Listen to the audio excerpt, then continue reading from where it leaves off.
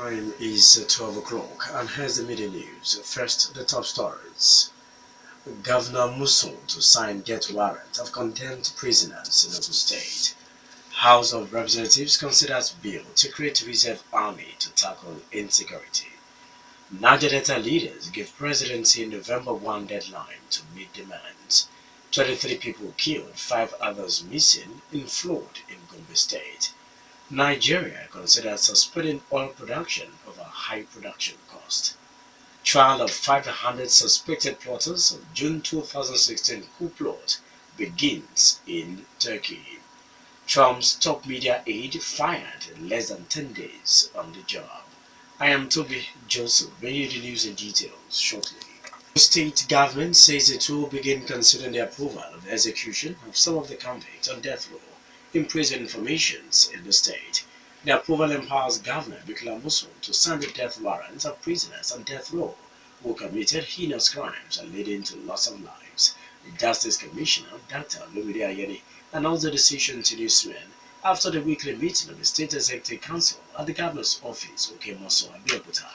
The Commissioner explained that the Council decided to lift embargo on execution of prisoners on death row to cope with the growing cases of insecurity ranging from cultism and kidnapping in the state. Ayeni also says the decision was taken following the directive of acting President Yemi Osinbajo to state governments to treat the issue of capital offences with all seriousness. And encourage the governor, in accordance with the recent directive given by the acting president at the Council of States meeting, to lift the moratorium which has been informally imposed in relation to death penalty in deserving cases, particularly in relation to matters where lives had been lost as a result of commission of heinous crimes. The Awujale of Ijebuland, Obadata Sekira Detono, has dismissed the rumor of his death, saying he's ill and hurting. The rumor went viral on social media platforms on Monday afternoon that the 83-year-old monarch is dead. But Awujale, reacting to the fake news later on Monday, expressed concern about the spread of the news of his death by news bloggers on the social media without confirming from his palace in Ijebuode. The Awujale wonders why such news was being circulated when he's at Oriental Hotel in Victoria Island, Lagos, where he has been staying after undergoing a routine medical checkup in the Lagos hospital 2 weeks ago. Ogun State Muslim Pilgrims Welfare Board will hold its final Hajj seminar and workshop for qualified pilgrims on Wednesday, August 2, in preparation for the 2017 Holy Pilgrimage to Mecca and Medina. The board's executive secretary, Alhaji Abdulhakeem Kalejai, in a statement, says that the event aims at acquainting intending pilgrims with essential principles which will enable them to perform all Hajj rites effectively. The seminar, according to Kalejai, will hold at the Secretariat Mosque, Okelewo, Abeokuta by 9 a.m. He enjoins all intending pilgrims to see the exercise as a significant aspect of their Hajj operation and ensure full participation. The House of Representatives is considering a bill seeking to create a reserve army to support the armed forces in tackling insecurity in the country. The proposed Armed Forces Reserve will be recruited from the rank of retired military personnel in the country. The bill's sponsor, Dr. Muhammad Abdul, at a public hearing of the bill seeking the amendment of the Armed Forces Act, organized by the Defense Committee of the House of Representatives, says the proposed reserve army will have the capacity to intervene in emergency and internal security where police have been overwhelmed. According to him, Nigeria has a huge number of retired military officers whose experience in battlefield is an asset waiting to be tapped. Some of the soldiers killed in the ongoing fight against the Boko Haram forces, according to the bill's sponsor, is because of lack of experience.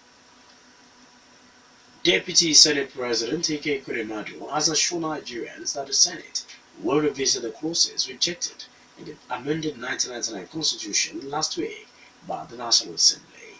Ekweremadu, who heads the Joint Ad hoc Committee of the Senate on the review of the Constitution, says the rejection of some of the clauses, like power devolution, does not mean the end of deliberation on the issues. The Senate President spoke on the issue while receiving members of the partnership to engage, reform and learn at the UK Department for International Agency in his office in Abuja.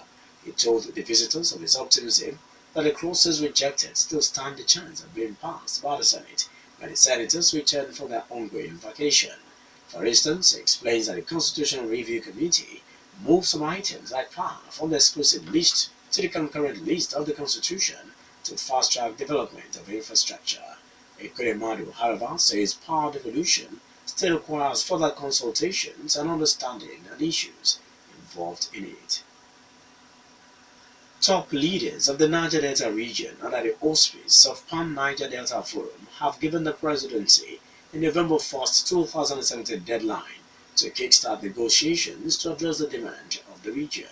At the expiration of the deadline, the forum threatens to withdraw from negotiations with the presidency if the issue is not addressed. The forum leader, Chief Edwin Clark, who issued a deadline at a news conference in Abuja, recalls the firm commitment to the negotiations made by acting President Yomi Osinbajo during his recent peace mission to the Niger Delta region. Following the visit, he explained that the forum ensured the stoppage of attacks on oil installations, which stabilized oil production and has helped in tackling the challenges posed by economic recession. Clark, however, says the presidency has not taken any step but the region's 16-point demand submitted to President Muhammadu Buhari since last November to reciprocate the gesture of the forum.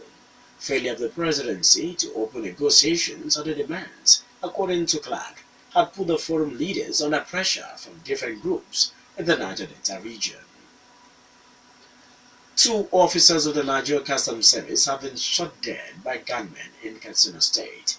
The officers were shot dead at Dogo Hawa Shagwe in the Dutse local government area while on operational patrol along the Daura Katsina Highway.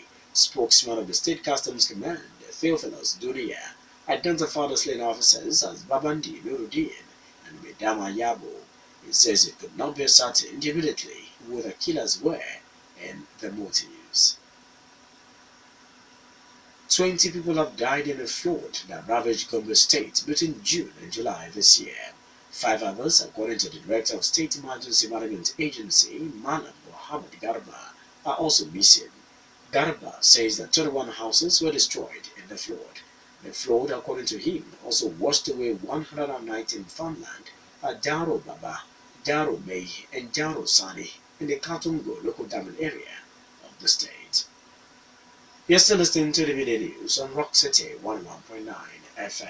Up next, we bring you following business and sport news. Please do stay with us. Almost 500 people arrested after last year's field coup in Turkey are to go on trial, accused of taking part in a plot in July 2016, leaving 249 civilians dead.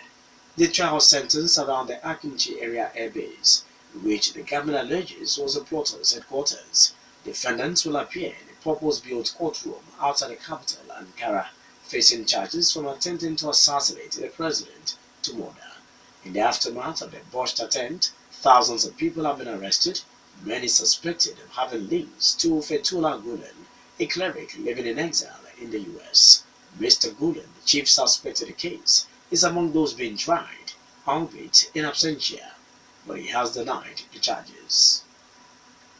White House Communications Director Anthony Scaramucci has been fired after more than 10 days in the post. The former Wall Street financier had drawn criticisms after calling a reporter to give a profanity-laced tirade against his colleagues. Mr. Trump's chief of staff, Reince Priebus, and spokesman Sean Spicer both left the post with his appointment. The decision was made by Mr. Trump's new chief of staff, John Kelly, who was sworn in on Monday.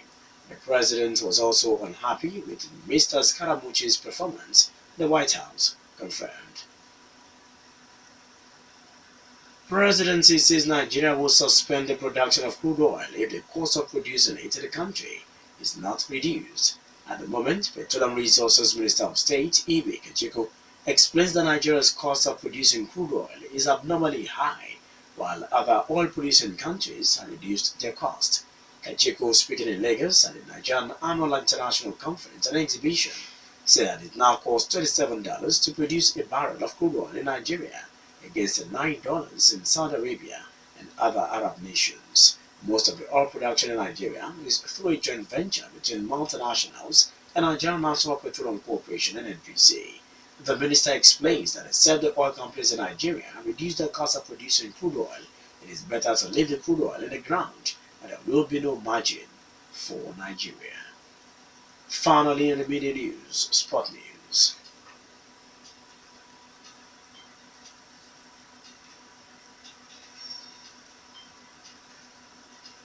English Championship side Fulham want to retain the services of the Nigerian international Sonny Aluko ahead of the new campaign.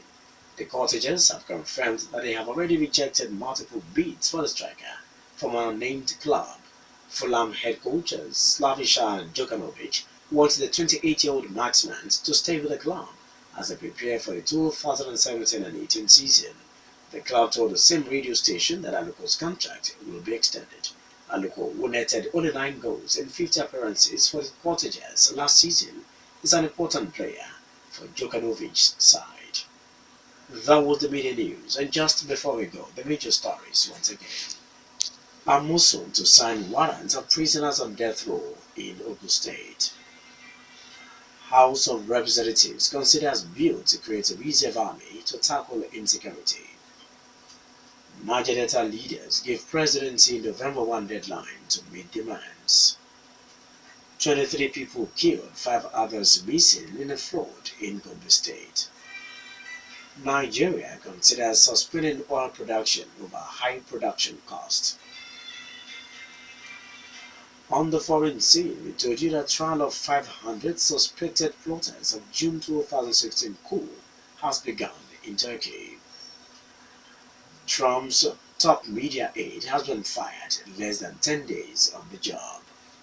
For more stories and to listen to us live, please log on to our website www.rockcityfmradio.com/live. Thank you so much for listening. I am Tobi Joseph. Good afternoon.